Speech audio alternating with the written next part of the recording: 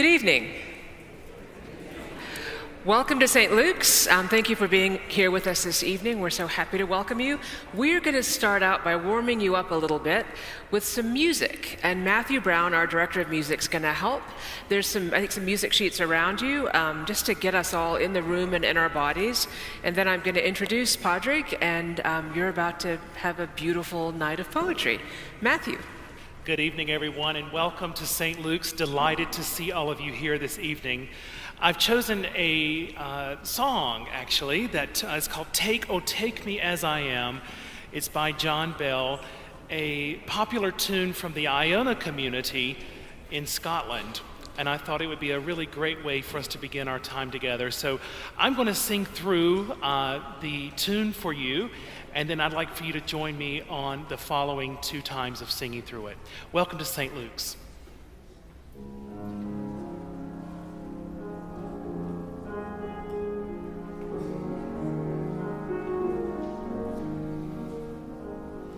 Take me as I am.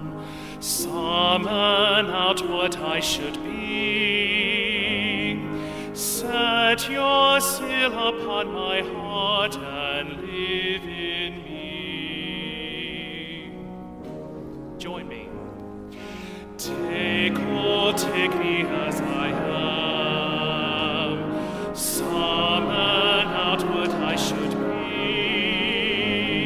Set your seal upon my heart and live in me.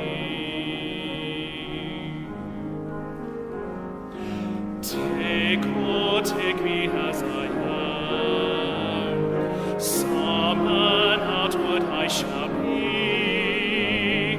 Set your seal upon my heart and live in me. Just one more time. Take me as I am. Summon out what I shall be. Set your seal upon my heart and live in me.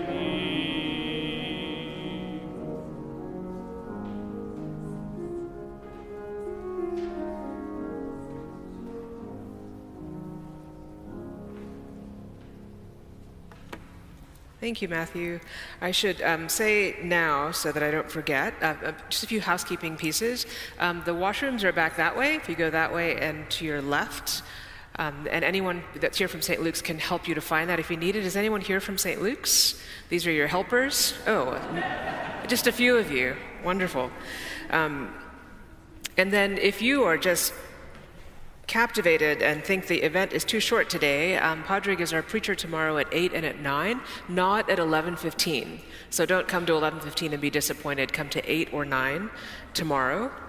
And then immediately after the reading, we're going to bring a table right here, and the book signing is right in this room. So if you need to go back and get books from Karis, the lineup is right here, and you won't miss it. There's nowhere that you have to go.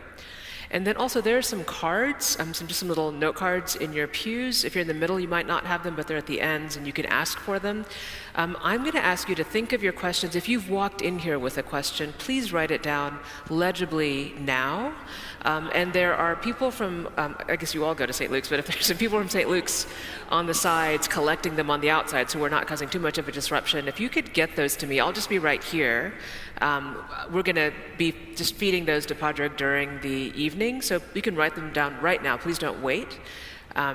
I think those are all the housekeeping pieces. So my name is Winnie, and I'm really honored to welcome you on behalf of St. Luke's if you are new to our community. And I want you all to know how we've been thinking about this. So we at St. Luke's have created some language saying that we are very aware that we are a sanctuary here for one another. And we have within us sanctuary, the capacity for it. This building is a gorgeous sanctuary. We've been thinking about how we extend that to our neighbors. So one of the ways is this speaker series that we're doing. So we're offering you a little bit of sanctuary of poetry, both to you that come here all the time and to you that have never been here before. So thank you for being a part of that. And if you think we're getting it really wrong, please let us know, because we'd like to get this right. So allow me to introduce Pádraig Tuama, who of course needs no introduction, but here we go. Pádraig was born in County Cork in Ireland. He has degrees in divinity and theology and creative writing. And interestingly to me, from 2014 to 2019, he was the leader of the Corrymeela community, which is Ireland's oldest peace and reconciliation organization. He has written 5 collections of poetry and a book of spiritual reflection, and I'm not sure I'm right about that, about the number of collections, and is the editor of 2 poetry anthologies. He hosts or presents Poetry Unbound, which is how many of us know him, which is a podcast produced by the On Being Studios. And if you don't know Poetry Unbound and wonder if you should listen, it has been downloaded more than 10 million times the last time I checked. It's worth your time. It's worth a listen. It's stunning. The most interesting part of Pádraig's bio to me is that he is or was the staff poet with the On Being project. I'm not aware of staff poets, but we should have one, I think. What a remarkable position. And if you'd like to know more about Pádraig, he was profiled for The New Yorker in December of 22, and it's a really beautiful piece. So please help me to welcome Pádraig Ó Tuama.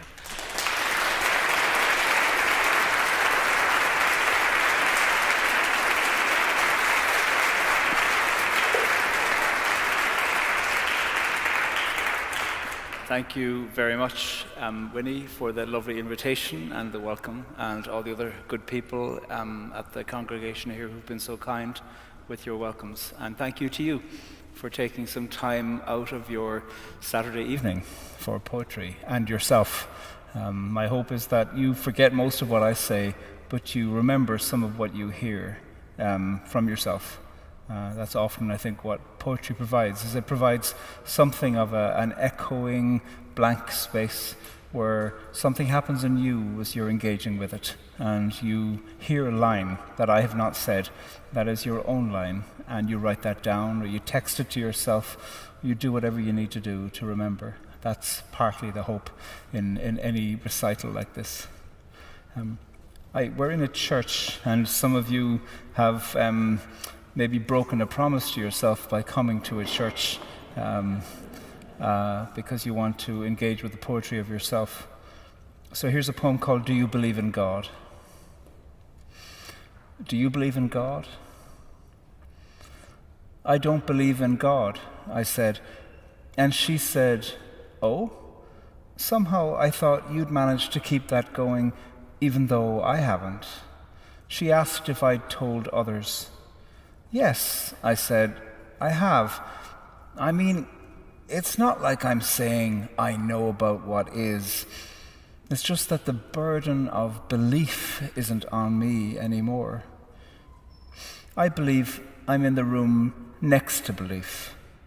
I hear the sounds of prayers coming through the walls. I like the smell of incense and the sound of fabric rustling fabric as the people stand or kneel. Sometimes I can tell the text by the intonation of the reader. I mutter the responses underneath my breath. Lift up your hearts. And do you? She said. Lift up your heart? Yes, I said, I do. But I don't know to who. Whom, she said. Now let's get started on the soup. I grew up in Ireland. I live most of the time in New York City these days. And the Ireland I grew up in, I'll be 50 this year, I was born in 75. The Ireland I grew up in was really overly Catholic everywhere, for good and for terror. There was all kinds of extraordinary things about that and all kinds of complicated things about that. And whatever one thinks of it, it's just a simple fact that it was true. Religion and community and power and politics all engaged together. And I think my response to that was to study religion and to study conflict and to write poetry as a way of surviving it all.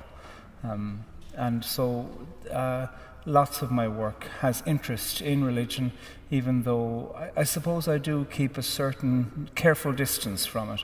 I'm a gay man who was put through some exorcisms and reparative therapies, and so the burden of belief is not on me anymore. If there is a God, that God doesn't need me to believe in that God. And really, my biggest problem with the question, do you believe in God, is how weak the verb believe is.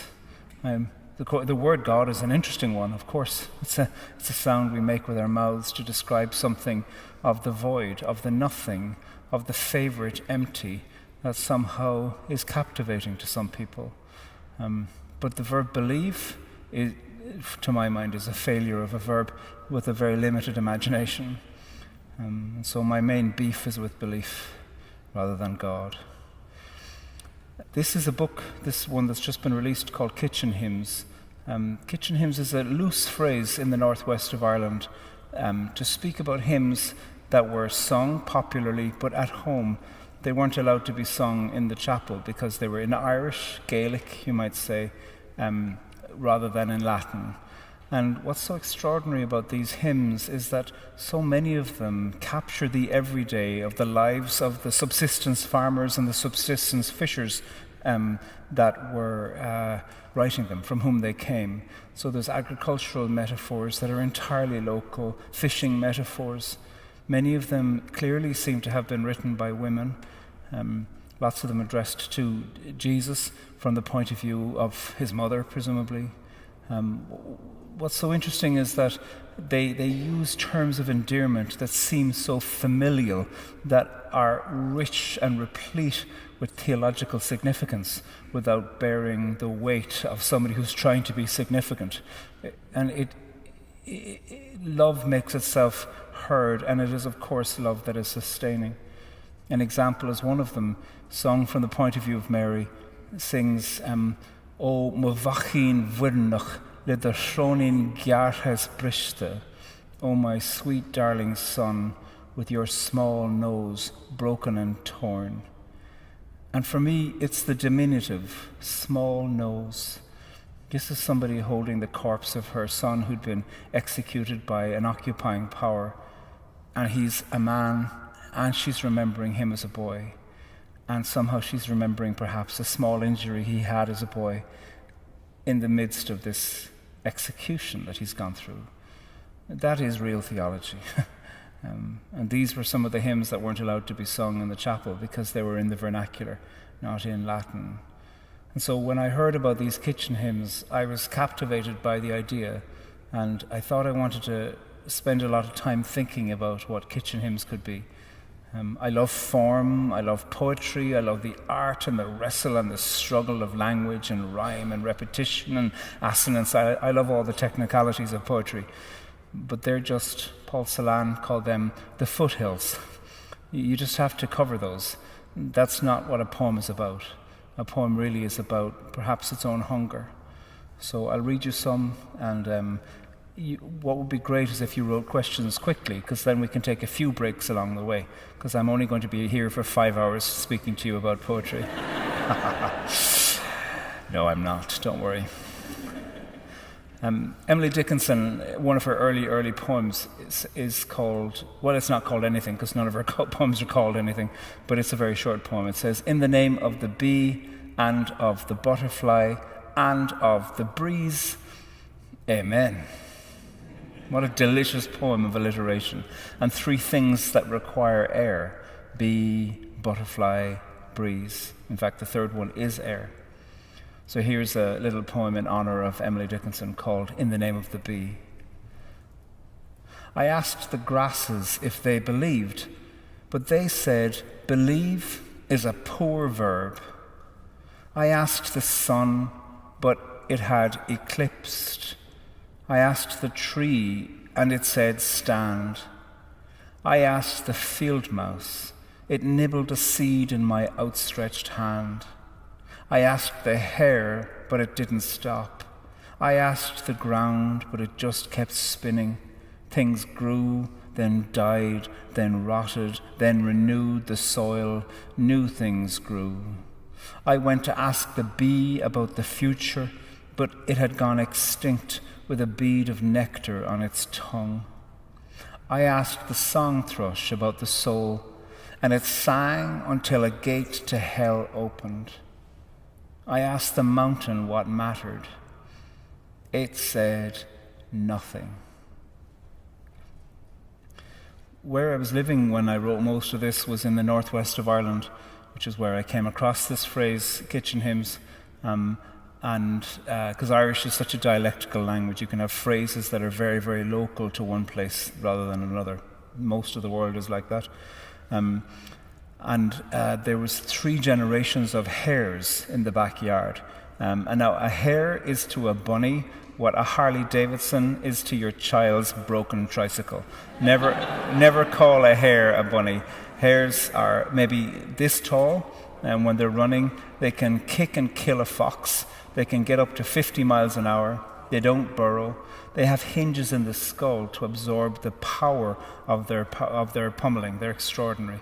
And there was 3 generations of them living in the field next door, so I got to see them all the time. And hares in Irish mythology are messengers to the underworld. And also the song thrush in Irish mythology, wherever there's a song thrush, there's a gate to the underworld nearby, because the under people, there isn't a good word for it in English, the under people, the ones who live in the underworld, like the song of the song thrush, and so they keep them at their gates, like a little air and seed-powered radio singing their beautiful songs. The song thrush always sings itself twice. It sings a phrase and then repeats it, which is how you can tell the difference between a song thrush and a nightingale. The nightingale sounds very similar but doesn't repeat itself, whereas the song thrush does. So because I was clearly living near a gate to the underworld, I was thinking a lot about it, because there was hares and song thrushes right in the backyard. And I found myself thinking about Jesus. This is in 2020, in hell. And I'd always been fascinated by that mythology of hell and what it meant. I'd been told I was going there as a young man, so I was fascinated to think, well, what would it be like to go there in poetry? And then I also found myself thinking about my favorite Greek god, Persephone. She's the daughter of Demeter, the god of agriculture, the goddess of agriculture. And Persephone was abducted by Hades, taken to the underworld, tricked into eating pomegranate seeds so that she always had to return even though she had been released. And so whenever she goes back down to the underworld, her mother, the goddess of agriculture, is so upset that winter comes. And then when she arises, spring comes back. So Persephone is a powerful character. Persephone is not her original name. Nobody knows her original name. She's just called Maiden, Kore. In the early mythologies, Persephone means queen of destruction. So much and all as she was taken down there against her will, once she was there and established, she kind of took over from Hades. So anyway, I found myself thinking about both of these underworld characters, wondering if they would pop out. So I wrote a series of poems called In a Garden by a Gate, imagining what would happen when Persephone was leaving Hades one spring like she has done forever, and Jesus was leaving Hades one spring for the first time. 2 beleaguered, complicated characters, both of whom believe they're God, and what they would say to each other. So here are some of those poems. I won't read them all because, I grew up watching MacGyver, and in MacGyver you're always supposed to end with a cliffhanger. So I'll end with a cliffhanger. And I won't read the erotic ones because Winnie might have a word with me if I do. Feel free to write questions and objections. Those are my favorite. The gate to the garden. She heard him, of course. She wondered who he was and where he came from, how. She'd made the rules. She knew he could only do this on his own. One glimpse back, one hand, one turn would send him packing. He was bleeding. She could smell the iron in the air. She imagined, he imagined, it was nearly over. It took her centuries, forgetting everything at every turn, thinking she was new when she was anything but new. Nothing worked to help her. She felt the final scratch of winter on her skin. Man's search for meaning. "Could you get me some water?" he said. She looked at him and said, "Who died and made you God?" He closed his eyes, said, "I am thirsty." "And what am I to you?" she replied. "Some servant you can order? I waited for you, but not on you. I dragged you to the shade and kept you safe. warded off the insects smelling out your sweat and clots. I covered your body with my clothes. You get me some water." He said, "Where's the well?" "There isn't one," she said. "Then is there a river?" he said. "A mountain stream? Is there rain here? Where are we?" "A garden," she said. "A place I come to often." "Can I stay?" he asked. "Nobody can stay," she said. There is time for time. When people ask you where you've been, what do you say? He said. "I say, I've been to hell and back," she said. And they say, "Christ, me too." Then they tell me about their pains, and they expect me to be shocked, so they offer reassurance, say not to worry, not to fret, nothing that a burger and a bottle can't improve. Sometimes they might ask if I'm okay after everything they've shared with me. I smile and tell them I'm okay. Then they feel okay. They change the subject. They pick up their phones. They carry on. "But you," he said, "what do you say? What story do you tell yourself about what happened?" "You're new to this," she said. "You'll tell it one way to yourself today. Then you'll find the story needs to change. Some days that's fine. Sometimes you'll feel you're back again, can't escape. Then spring, then summer, autumn, winter, spring again. Time's not a line." This whole idea started off as a bit of play, really. I was intrigued by Persephone. I liked projecting onto her what I always wanted to say to Jesus. At one point, she calls him a narcissist later on, which was a lot of fun. But I suppose as time went on, I realized, especially in this poem, that they are both avatars for people who've been through terror, horrific terror. And in both of their storylines, she, raped and abducted by Hades, taken to the underworld, her entire life changed. He, raped and abducted by a torturing, occupying Roman imperial power, and taken where he did not wish to go either. And in that way, there's something interesting about allowing ourselves to think, well, how would they tell their stories? And what would it be like to take seriously these characters who had to learn the vocabulary for that for which they never had to learn, or never wished to learn, like all of us? We all, I suppose, find a way to dare to tell a story, and then the recognition is that as time goes by, please God, the way that the story can be told will change. I've lived through traumas, you have too, I know, and sometimes you feel like you're back again, and other times you think, well, that feels like it was a different person, and then it comes back again, and then you feel like it was a different person again, and sometimes something strange tricks it off, and other times you really feel like you can support yourself and support others through it. And there's something so interesting in imagining these two gods speaking to each other. One of them saying to her, "How long did it take you?" And the other one saying, "Well, there's this thing called eternity, and we've both got plenty of it."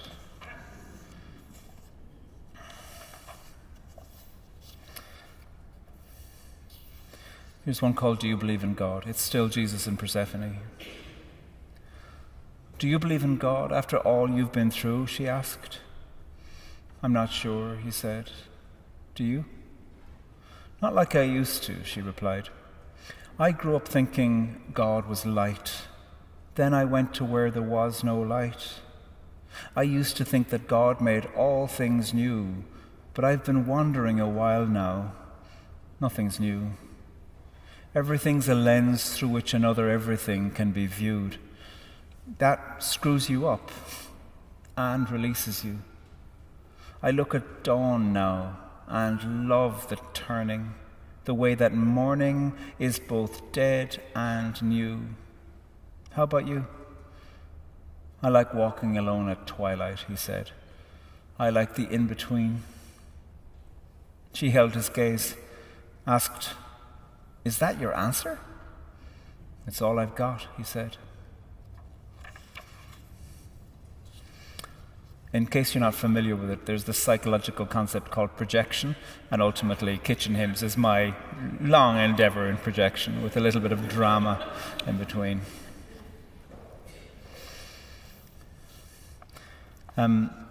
Has anybody here read The 5 Love Languages? You know, that book that, So, for what I'm about to do, may the Lord make me eternally sorry.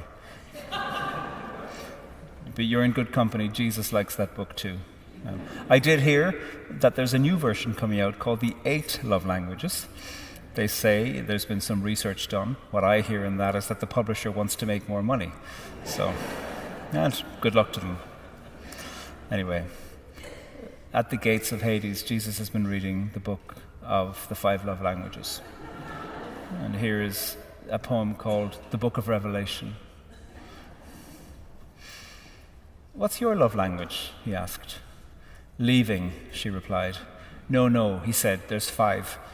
Words of affirmation, touch, and gifts. The 4th is time, and damn, I forget the 5th. I know it rhymes with purpose." "Where do you get this shit?" she said. "Anyway, all of them. Death, hunger too, and things I don't have the words for." "It doesn't work like that," he said. "In the book, you answer 50 questions and get results by turning to the end." "You and your certitudes," she said. Come on, he said, "just play along. Which one's yours? Words, or touch, or time, or gifts, or service?" That's the 5th. "Did you love your kids?" she asked. "Of course I did," he said. "How?" she asked. "With words, or touch, or time, or gifts, or piles of knickers, jocks, and socks left laundered on the landing?" "Fine, you've made your point," he said. "If you want to know, mine is words of affirmation. I bet you yours is time."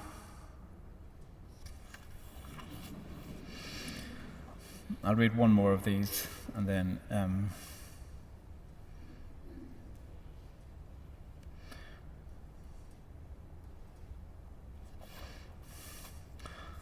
here's one called "In a Garden by a Gate." "You had a nightmare again last night," she said. "You were screaming." "I was?" "You were. I did the thing that's worked before. Let my hand rest heavy on your sternum. It only took a minute. You calmed down." "Why were you awake?" he asked. "I was about to leave," she said. "Would you have said goodbye?" "We don't need goodbyes," she replied. "Everything comes again. Now that you've been here, you'll be here again." "But you stayed," he said. "Why so?" "You need to be the one to go," she said. I don't know what that means either. It's her words, not mine. Is there a question? This one is, I've been trying to learn more about Irish folklore and mythology. What do you recommend? So I'm struggling hearing back sorry. here. Yeah. Yeah, because you're up there. Can I come down? Is that going to cause feedback? No, you go up there. Should I just hand you these, and you can decide. Perfect. And I'll bring you some more. Oh, yeah. Here. There you go.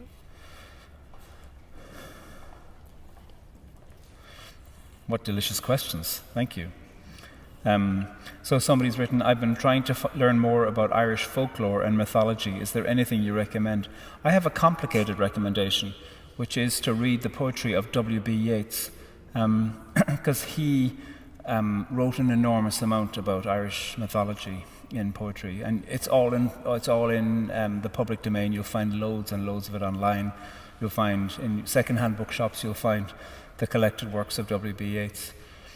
The reason why, for me, it's complicated is because he was Anglo-Irish. He was a great statesman, extraordinary power when it comes to Irish independence and separation, mostly, apart from partition from the British. But he was landed and well moneyed, and he learned and landed. I mean, like the family had land. He learned all the mythology from the servants, and there is an early letter from one of the servants, and this letter is about 120 years old. objecting to his cultural appropriation. And so sometimes when people say things like, oh, cultural appropriation is only a recent thing, no, it's not. The carriers and those who are the living, breathing repositories of old mythologies have had their stories mined for a very long time. And so, however, all that said, he does have an extraordinary amount of mythology stored in his work. And so if you're interested in poetry, you'll find that. And one of the things you can do with that is once you've seen some of the names and gotten some of the stories, you can then Google further and you'll find all kinds of interesting things that are written. If you're able, try to see if you can find any research that's done through the Irish language, and then see if somebody's provided a translation for it, because that's always interesting within that. Somebody asked here, does it matter if we believe? Or is God a fact of more or less significance, like rain or wind? I want to say to the writer who wrote this is the beginning of a beautiful poem. And so I'd kind of like to give, I love the question, but when you come up afterwards, if you do, I'll give it back to you, because you have a draft of something here, like a fact of more or less significance, like rain or wind. That reminds me of Emily Dickinson. She'd been writing to Colonel Higginson for a long time, and she sent him some of her poems early on in their correspondence, and she said, tell me, sir, what's my verse like? And does it change? Does it grow? And she says, or is it like melody or witchcraft? So you've done the same thing, whoever you are, like rain or wind. I want to hear all the other options. And in some ways, that's the answer I want to give you, because what I think is so interesting, if we can bring imagination to the theological question, is to see what happens when you allow yourself to say what you want to say. Especially if somebody said to you, you're not allowed. Then to go, well, what would you want to say? What would you cross out? What would you hide? What would be hidden in the silence of the page? And here you've got to rain or wind, these elemental features. How interesting. And so therefore, I want to hear how this unfolds, because you've begun to answer your own question. Does it matter if we believe? I don't think so. I really don't. I'm interested in how we act. If there is something after all of this, well, then it's not up to me to believe in it, to make it happen. What we can do is live in such a way where even at the end, if we are convinced there's nothing, to go, well, I'm glad I did the way I did it. I think that's all the possibility that we have. I suppose I am somewhat of an existentialist when it comes to that, but yeah, of course I have great hope that we can be tied into the beautiful laws of physics from where all these things come. But what would I know about that? The last question here is, what was something that surprised you when you were at Corrymeela? So Corrymeela, as Winnie said in the introduction, is Ireland's oldest peace and reconciliation organisation. There's many, and it was started in 1965 by Ray Davey, a Presbyterian minister who had been a prisoner of war. He was not a soldier, he was a padre, a volunteer padre with the YMCA. He was captured and taken to a prisoner of war camp just outside Dresden. And so, but it was about maybe 5 miles outside Dresden, so when Dresden was firebombed, his prisoner of war camp wasn't. And he got his freedom through seeing the annihilation of the enemy. And it changed him and upset him fundamentally, because he thought, this is a horrific thing to do to every person who was in Dresden. The 20th century is an exercise in hell on earth, not heaven on earth, when you look through the lens of so many of the atrocities that happened. And not only the 20th century, of course, the centuries before too. So, yeah, Corrymeela works with about 8,000 people a year in programs of dialogue and peace and reconciliation and learning. And like all good peace work, the majority of it is done through mistakes, of course. You try to fumble and stumble towards each other, try to figure out what is the language I can use to learn, to ask. How can I even ask about asking with somebody who seems to be my political and social other in a place where, in the north of Ireland, a tiny little place really, Some people say, well, we're in the United Kingdom, and other people say we're in Ireland, and some people say we should reunite with Ireland, and some people say they're willing to kill for one side or the other side. And, a third of the people have been affected by bereavement or injury. So it's a complicated place to try to figure all that out. We have perfected the art of sectarianism, perfected the art of a benign apartheid in the north of Ireland. Britain has perfected the art of pretending that it wasn't there in the first place and trying to ignore all of its commitments to it, and regularly speaks about Ireland as if they came in as the independent arbiters of peace, rather than recognizing that they were the ones who started the whole thing in the first place by going where they had not been invited. And Ireland was just one of the places, of course. So it's a long and complicated history to try to figure out. And what struck me so much, that surprised me at Corrymeela, was the power of resistance. That so many people who have been involved in conflict and have moved towards reconciliation, that one of the most complicated things that happens is just before some form, some gesture of reconciliation. The better the devil you know than the devil you don't, perhaps. So many people would upset a process of dialogue the night before we were about to arrive at something. And I understand why, because it can be difficult to face the new. It can be difficult to go into the naivety of creating something with somebody who you're not sure you can trust, even though you've gone on some kind of a journey of establishing some kind of trust. I understand that, because rightly so, we all know that one of the best predictors of the future is the past. And what reconciliation is trying to do is to say, yes, we know that's true, but let's give it a go anyway. And so the power of resistance, I don't say that as somebody who doesn't exhibit resistance, of course I do. But that's really what struck me over the course of those years. The second is that I would much, much rather work with people who've been part of murderous paramilitaries than with Methodists, because the Methodists or the Presbyterians or the Catholics, basically any church committee, you have never met resistance and aggression like the resistance and aggression from a church committee. At least a paramilitary will be upfront about their threats. So I'm kind of half joking, but definitely not at all. Lots of you know this, so I'll read a few more poems and then you can ask a few more questions.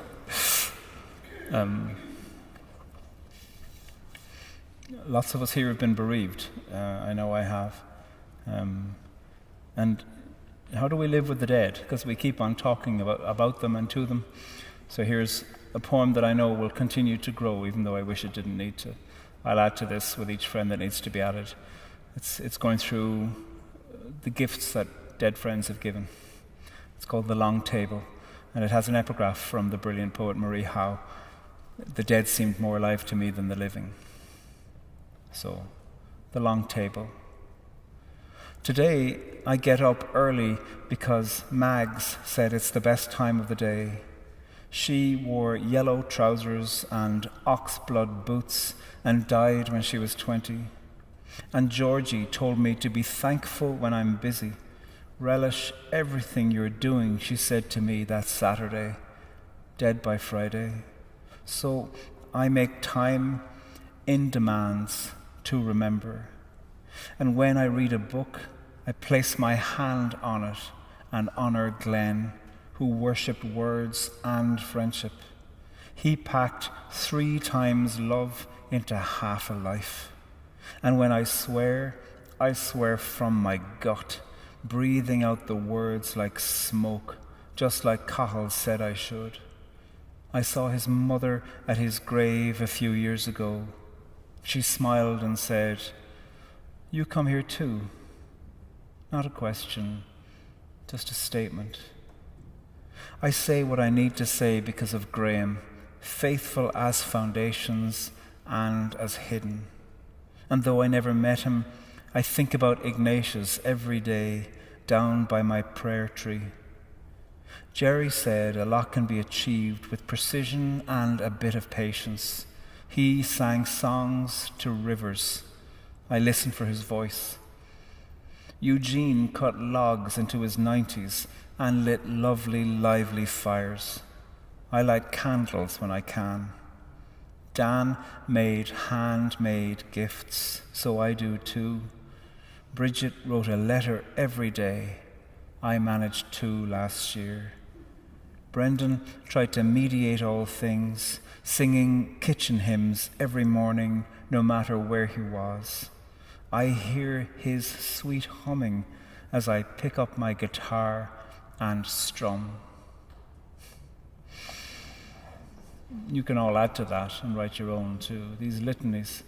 It's a strange thing that happens with grief, the shock of grief at the start, that the refusal. How many stages do they say there are? 4 or 5, 20, 100, and they're all there at the same time.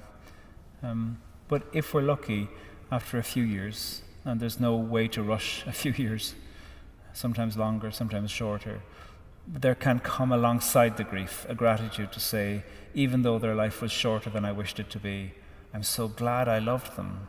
I'm so glad I lived in a life where I was loved by them and where I could see the world that they made and where they drew something out of me and hopefully I drew something out of them.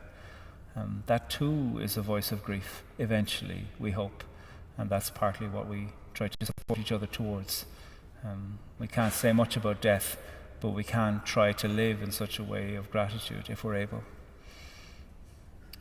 A few years ago, somebody wrote to me, sent me a message on Instagram, who had been a listener to Poetry Unbound. Poetry Unbound's a podcast that I present as part of Krista Tippett's On Being project.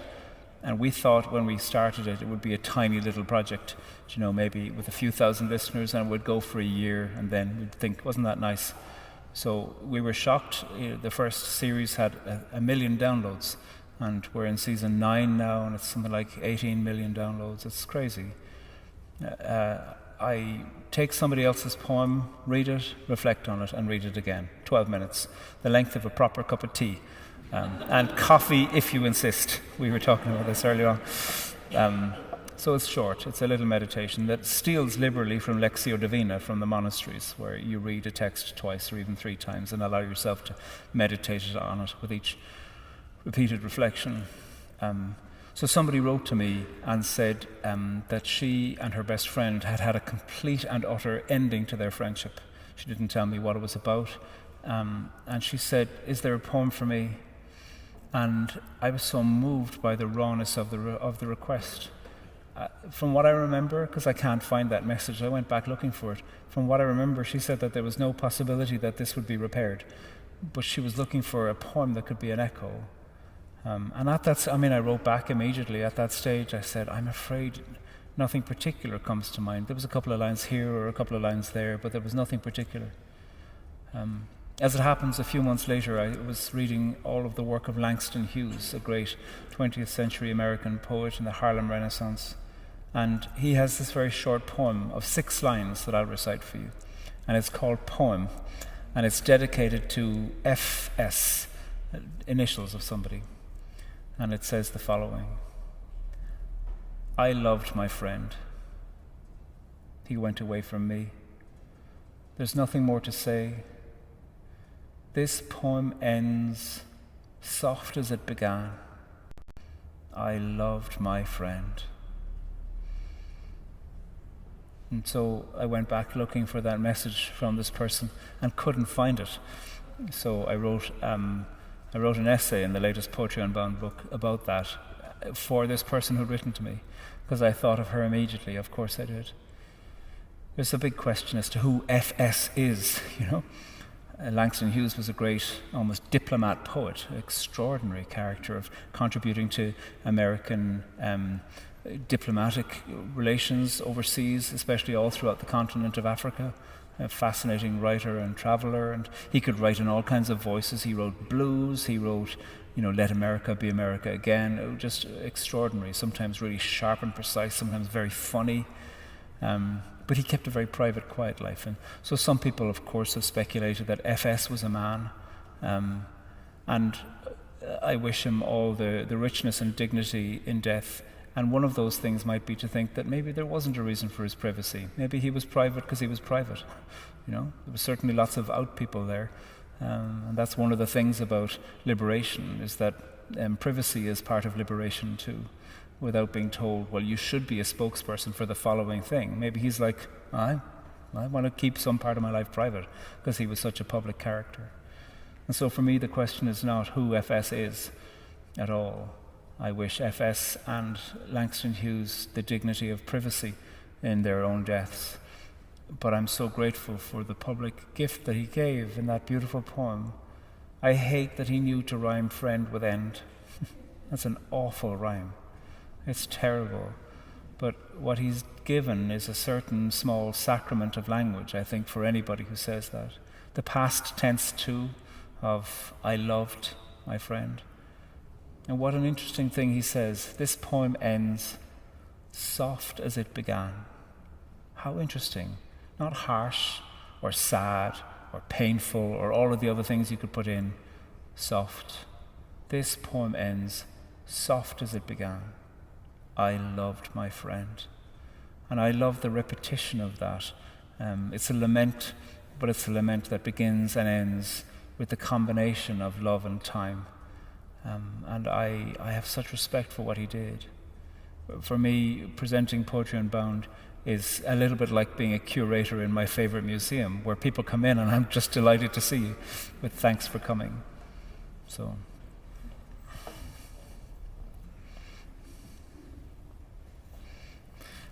Of what, for what, are you an evangelist? What questions? This is delicious. Evangelist comes from the Greek, meaning good news. So probably for language, I think. And I should say good language, because we have ample evidence of bad language. And I don't mean the things that rhyme with luck.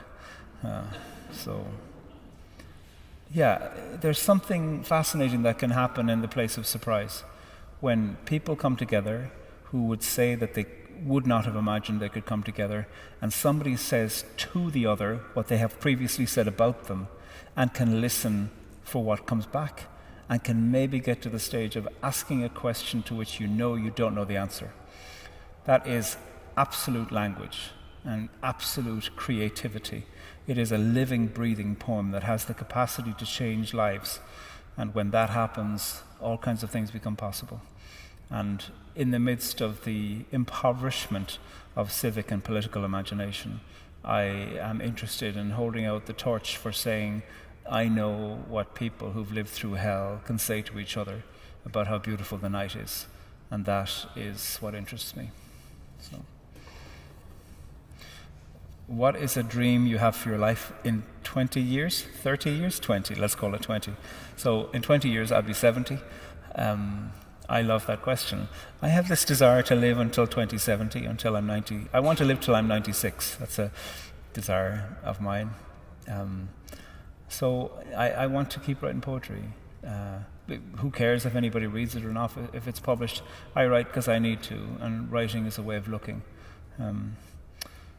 This person has snuck in a second one. If one of the hares wrote a poem about your home, what would it be called? My home or the poem? Perhaps a cottage near the gates of hell. Let me see. Can you speak a bit on your thoughts about how poetry mediates or illustrates relationships between land and vernacular language, especially in the case of historically occupied land and language as in Northern Ireland? So one of the things, I love this, all of these questions are delicious, thank you. One of the things that I think is so interesting is that poetry and art, all forms of art, we never know what they're for. They're just for themselves. I think the first poem, the first piece of art, was when somebody filled their mouth with clay, put their hand on a wall and spat around it, and then removed it. What was that for? And it happened in so many places on all parts of the world. What was that for? Was it to say, is there anybody else there? Is it to say, I'm here? Is it to say, keep away? This is mine? And a curiosity I have is, presumably in the community, everybody knew who the first one to do that was. And what happened when that person died? Because what we have in that form of art, because most of it is that it's spat around the outline of the hand. And so the art is the presence of the absence of someone. And so we have essentially been writing the same poem ever since. The presence of the absence of someone. Myself to myself, my God to me, my hopes to my hopes, my dreams to my life. We have been using art to go around the strange, complicated circumference of what it is we have no language for ever since we began art with that amazing cousin of ours in all these different places who did it. And so when it comes to thinking about how poetry mediates and illustrates relationship between land and vernacular language and place, it does it because it does it.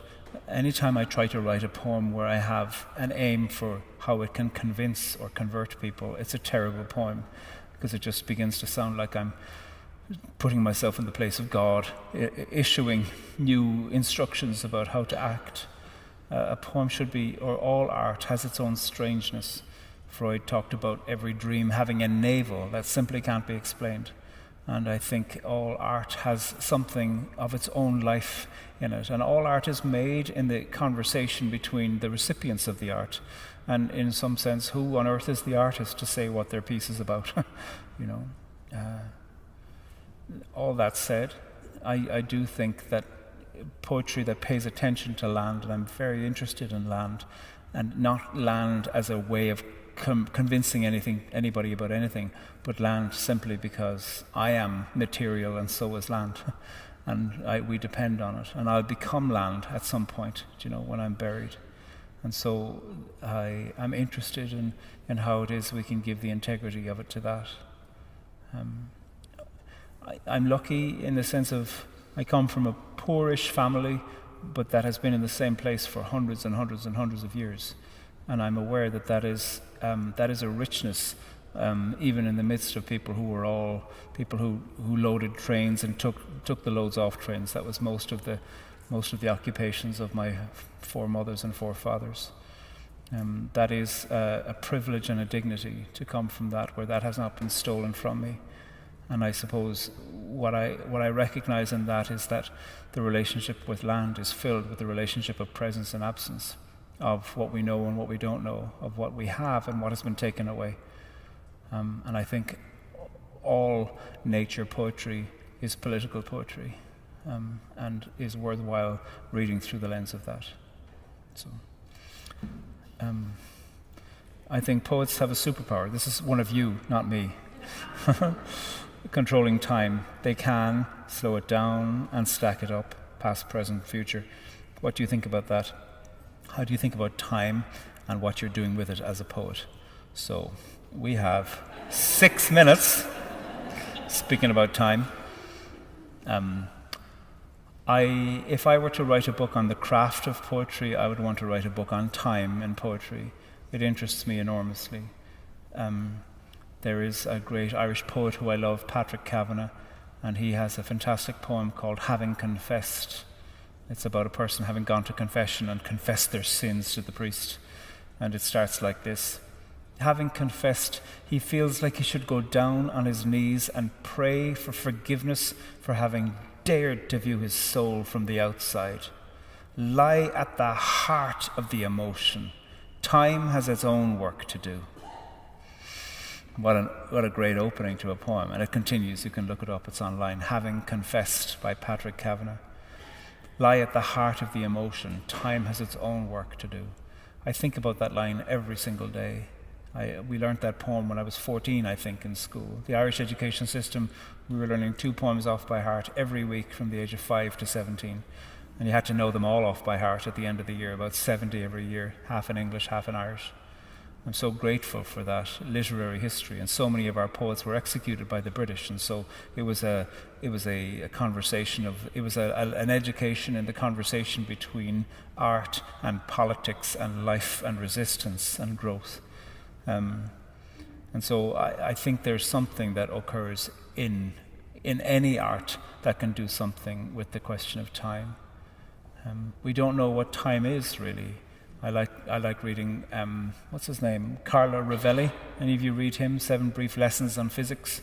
He has a great, great book. It's just 7 short articles, and one of them is about time. And he says, if you go into outer space, there is no time. There's no today and tomorrow. Time is entirely dependent on the place where you are. And so therefore he says you need to pay attention to where you are, to look at the quality of time as it occurs for you. And he says, and therefore, because you're looking at the quality of it, time is intensely emotional. And I love the way that he, as a theoretical physicist, can populate an abstract idea about time with the presence of emotion and place and experience. So, the last one, and then I'll finish with, there's two. How's your story changed over the years? Over and over, thank God. Yeah, I grew up with, there was a lot of violence. It was terrible, and I kind of needed to go into conflict resolution. And then after 20 years working in that, I needed to go out of it. And I'm very glad for that. I felt catapulted out of it at one point, where I realized I was bored by a predictable plotline, working with some people who'd been involved in violence, who were uninterested in resolving it, and they were really, really interested in keeping a conflict resolution process going without ever getting to resolution. And I thought, your crisis of not being able to face the potential of your creativity is drowning me, and I cannot drown in this. So I made a choice and worked my way out of it over 5 years. And so that's been part of how my story's changed. And where do I find hope in the midst of conflict? It comes back to the question earlier on about language. In every single community, in every single conversation that's happening in Atlanta, wherever it is that people are in the political spectrum, they are saying something interesting to somebody. They are saying, well, I do have a question about this part of things. And they might fear what's going to go on, but courage is everywhere.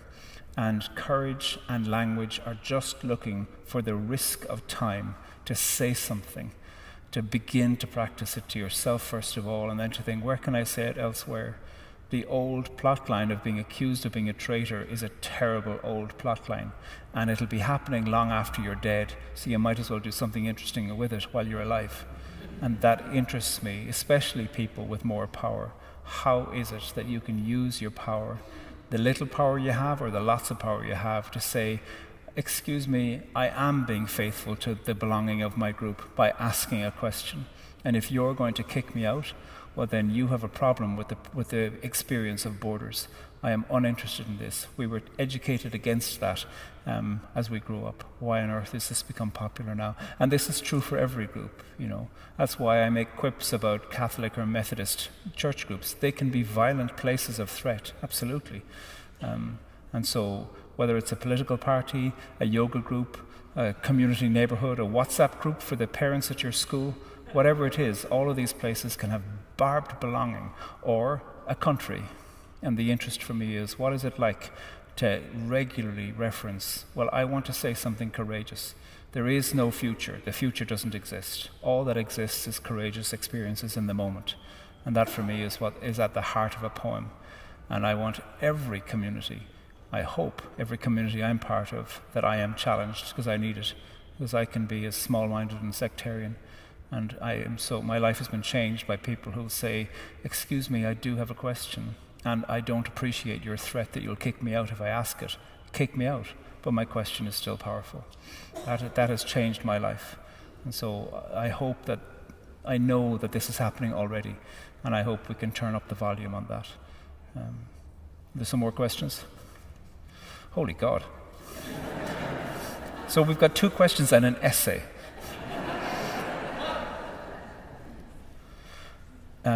Having watched Ireland heal deep divides between Protestant and Catholic, and very generously the person has put heal there because you understand, of course, that these things take time, what lessons might be shared with a deeply divided, not so United States of America? So we're in negative time right now. One of the beneficial things to look at is to do a quick Google search and to look at peace treaties from around the world, to just see a list of all of them.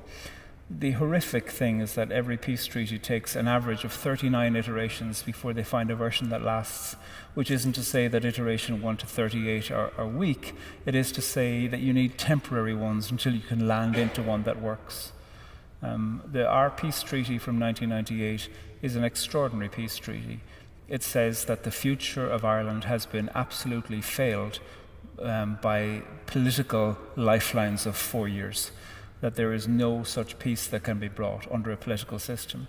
And so therefore it says that sovereignty of Ireland belongs to the people of Ireland, and that the politicians behind this commend the peace agreement that we have in a spirit of concord, shared heart to the people of Ireland. It is the most extraordinary thing.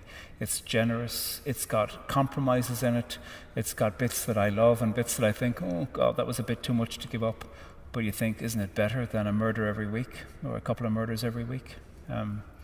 So reading peace treaties from around the world. The Kenyan peace treaty is extraordinary because one of the things that they did in the Kenyan peace treaty is to not only look to people who were directly affected by violence, but also to look to communities that said, well, because of the reputation of violence, there was less investment here and less opportunities for further education or employment. And to ask people, what is your wisdom about that? And so to look at the knock-on effects and effects and effects of that. The South African Truth and Reconciliation Commission has been subject to a lot of critique for all kinds of good reasons. One of the, there was personal testimony given for a few years, but there was also institutional testimony given. And it's a fascinating thing to read the Quakers' public institutional testimony about how it was that they had participated in an apartheid regime, and some other bodies too. I think the Guides and the Scouts also gave public testimony. Certain groups that said, we are a peace group, but actually we were complacent because of our fear within the context of it. And when you read some of these, you think, look at what's possible. And so I think that it can be really helpful to look at that and to see who it was that gave leadership. Why do I want to live until I'm 96? I don't know. It's just a nice round number, isn't it? 9 is 6 upside down if you do it in a certain way. I don't know. I like being alive. I really do. I like meeting people. And so here's the essay. Only one side. Do I always write my poems as a conversation? How did you arrive upon that approach? This is a list of questions. It both brings the reader into casual conversation, but also makes the reader-listener an outsider. I couldn't decide if I'm being pulled in or kept on the outside. This is delicious. I'm recalling a line that came to me 40 years ago, I still remember. As we see everyone, we only see the pictures of their faces. So partly why I wrote these poems in this way is because Kitchen Hymns is a long study in the question about the word you. What happens when you use the word you in a poem? And the word you can be an accusation, it can be an appeal, it can be an argument. I can speak back to myself with you, I can speak to an imaginary you. And so I was really interested in how it is that casual conversation does that. Not all the poems in this are in the form of conversations like that. And this is the first time I've done it in the various books of poems that I've done.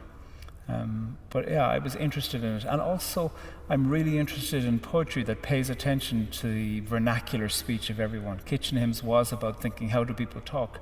And lots of the times, you might go home and speak to whoever you live with or whoever you talk to regularly and say, wait till I tell you about this strange thing that happened to me on the bus today. And I said to him, and then he said to me, and then I said back. That's why I kept all the saids in there too, because it's how we speak, and I really wanted to give artistic attention to the contours of everyday speech. That interested me as an approach. These are not dialogue poems because dialogue usually has this imagination of a resolve. They're poems of dialectic because Jesus and Persephone are not brilliant for each other, but they're also not bad for each other. They're in that in-between space. They need each other for a while, and they have to know how to be with each other as well as to leave each other. And I wanted something that was electric with the explosion of their own imagination. And so therefore I wanted that he said, she said thing as a way of amplifying that with, I hope, humor, but also tragedy. So, thank you for all these essays. I'll finish with one poem, and then I can let you go home. I'm going to keep these, apart from the one that I'm going to give back. So, wherever you are. Okay, so this is the last poem in the book. It's called Misse, from the Latin, which means to go. It's where we get the word mission. It's where we get the word mass also.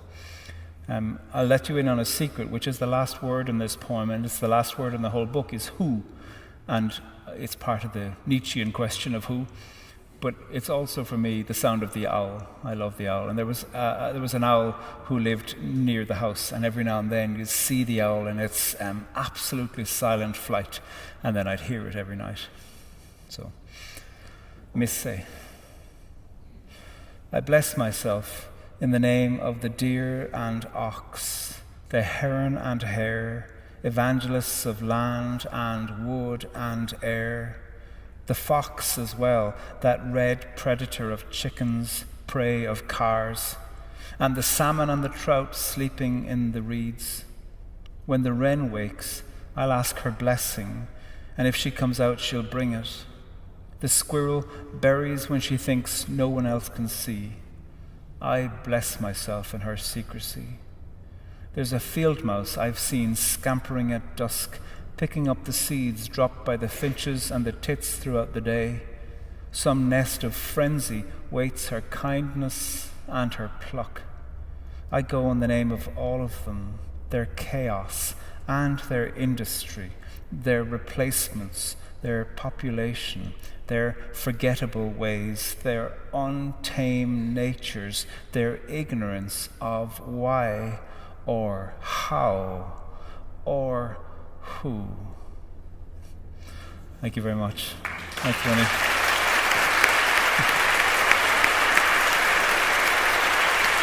Thank you.